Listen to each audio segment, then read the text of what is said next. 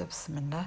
عندي هنايا اللحم اللي ضفتو في الكوكوط، كنضيف عليه الخرقوم والبزار والسكنجبير، تقريبا معلقه كبيره من حاجه.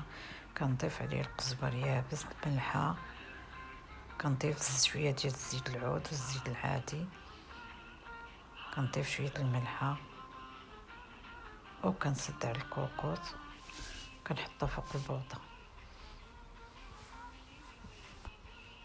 كناخذ البصلات، كنضيف لها هي الخرقوم، البزار، سكينجبير، الملحه، شويه ديال القرفه، كنضيف معلقه ديال السمن، شويه الملحه،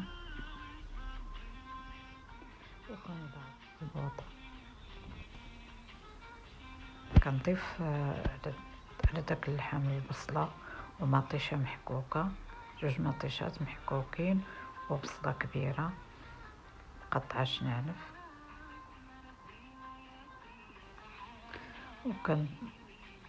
نحل الكوكوط وكنضيف عليه الماء اللي غيطيب فيه اللحم، كنضيف واحد القبيطه ديال القزبر.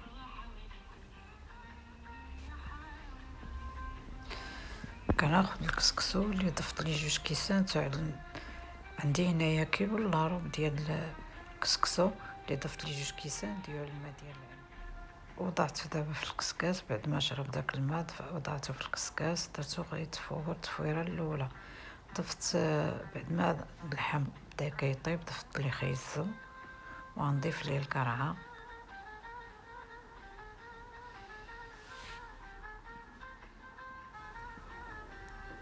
بعد ما فرت التفويره الاولى كناخذ الكسكسو كنعاود نضيف ليه، ضفت ليه الملحه وضفت ليه الماء. كناخذ الكسكسو كنعاود التفويره الثانيه 2 كيسان تاع الماء تاع العنبه المره الثانيه،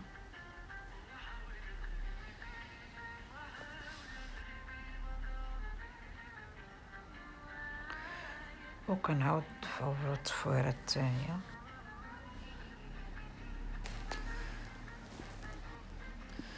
كنضيف هداك الزبيب على البصله، وكنبقى نحرك في هذيك البصله حتى تشحر مزيان وتنشف وتعلق.